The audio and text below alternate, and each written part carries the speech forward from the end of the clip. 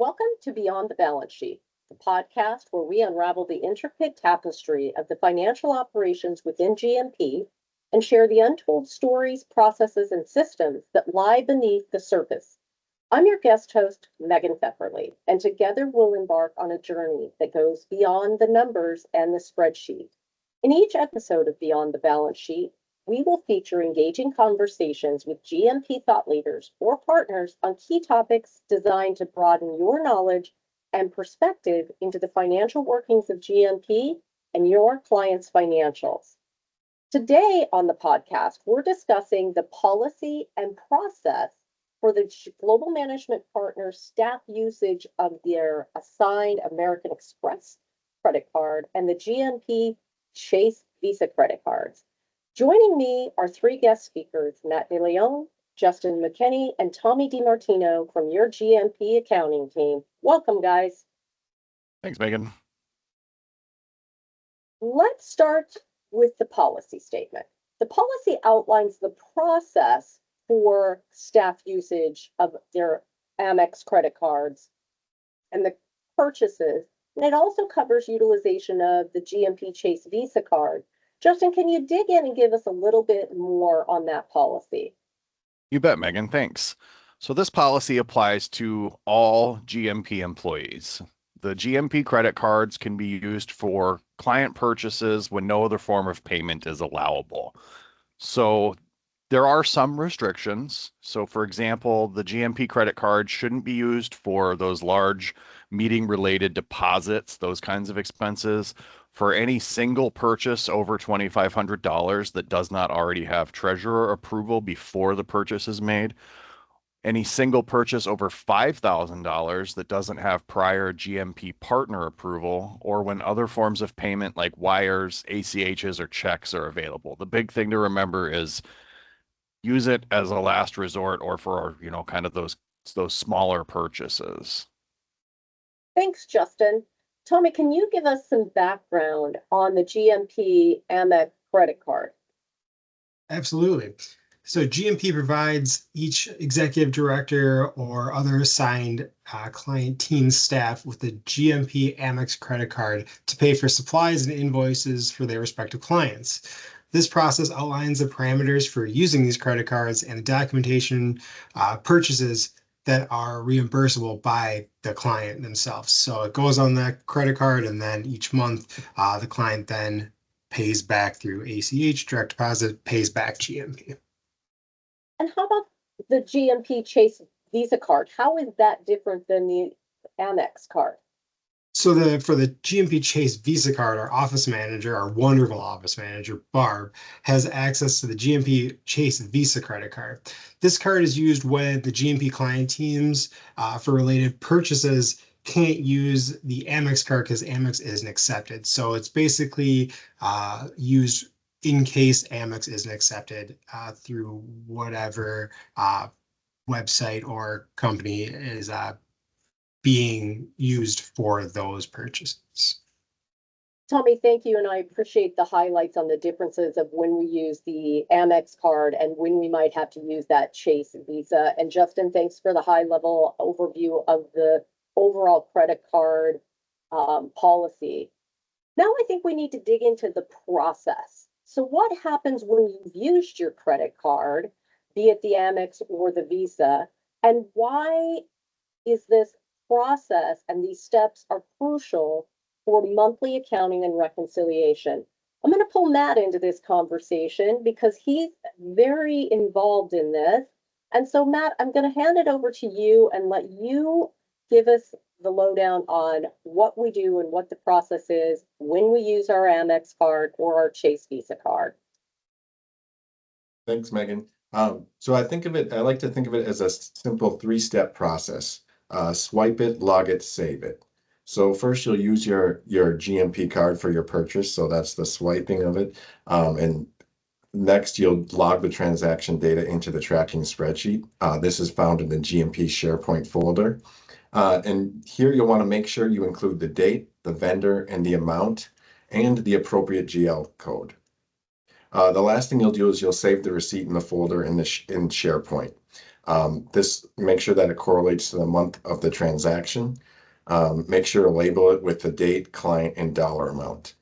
For example, if we're using April 13th as a date, we'll use 041325. You use the client team that it's associated with, so we'll use GMP here. The vendor name, so let's use Delta Airlines, for example, and then the amount. So let's say it's $600, we'll put $600 there as the final piece of that information. Matt, that seems pretty straightforward, and I would think swipe log save is a pretty easy thing for all of us as staff to remember. I think it's important now that we kind of wind up this conversation on why the swipe log save is crucial for client monthly financial reconciliation. What happens if they are not handled in a timely manner? Matt, I know that the reconciliation process lands on you to begin with. So what does that process look like? Yeah, at the end of each month, the GMP Amex and the Chase Visa statements are reconciled by matching transactions from the credit card statements to the tracking spreadsheet and ensuring receipts are saved. If everything is logged correctly, the process is very smooth. Missing logs or missing spreadsheet info or missing receipts cause delays as we chase down details from client teams.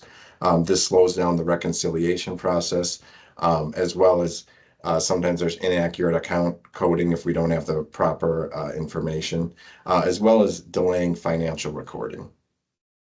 Matt, thank you. So in essence, swipe the card, log your information accurately and timely, and save your receipt. It's going to speed up the reconciliation process on the back end.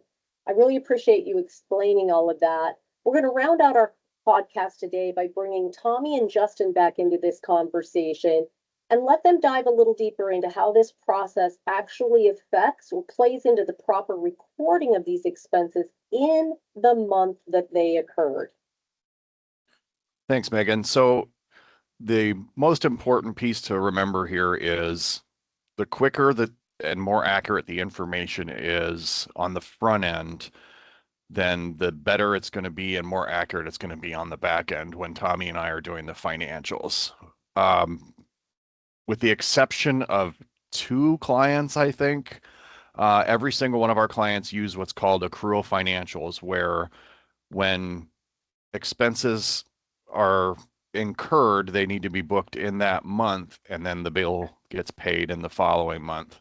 So what ends up happening if this process is delayed is Tommy and I have an obligation to get the financials to the clients in a timely fashion, and we can't hold it up just waiting for the Amex charges to get taken care of. So we end up putting the financials together. And if we don't have that information, we have to add it after the fact. It will eventually end up in the financials, but it's not fully accurate each month if we don't have that credit card data. So your expenses could be showing up a little bit off if you don't have those logged in a timely fashion.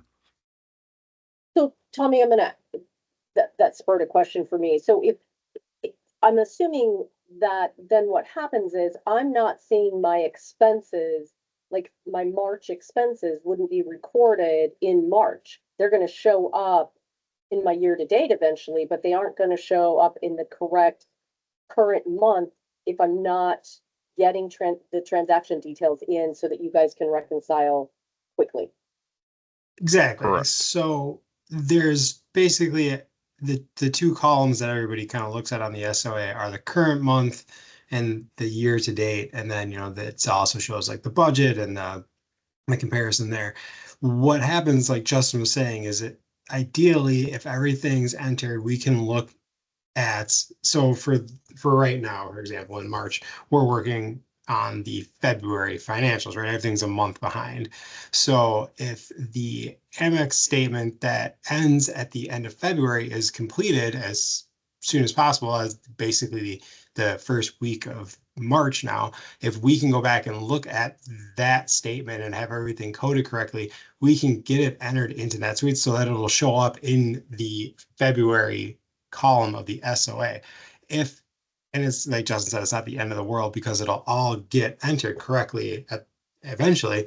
But if it's done later and it has to get captured in the March financials, those expenses incurred in February will still be in the SOA. It'll just be in the year to date column instead of the current month column, and then they can get kind of lost in the weeds, the forest or the trees, kind of a situation. So the more accurate way to do it would be getting those expenses coded correctly sooner. That way they show up in the current month column and they stand out a little bit more, in case there's any questions about it. But like Justin said, it does all get recorded in the correct accounts and get paid. And so that's not an issue. It's just, it's a little more, the more timely it is, the more that it is noticeable on the SOA and things don't get missed or things don't get lost in the weeds kind of a situation.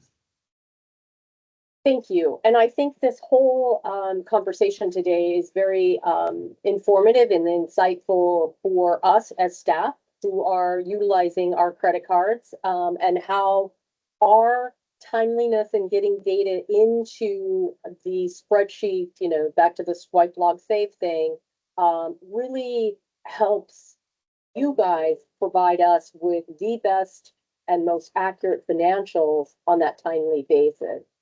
I want to remind everybody before we close this out, your credit card policy that goes through, again, those limits that Justin touched on at the beginning of our podcast can be found in your GMP documents folder.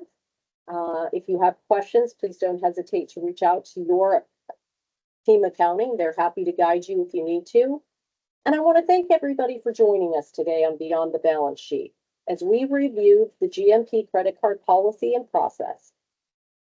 Again, your Thanks. policy can be found standard operating procedures, accounting, Amex, and credit card processes. Any final comments, guys? Nope. Thank you. Until next month.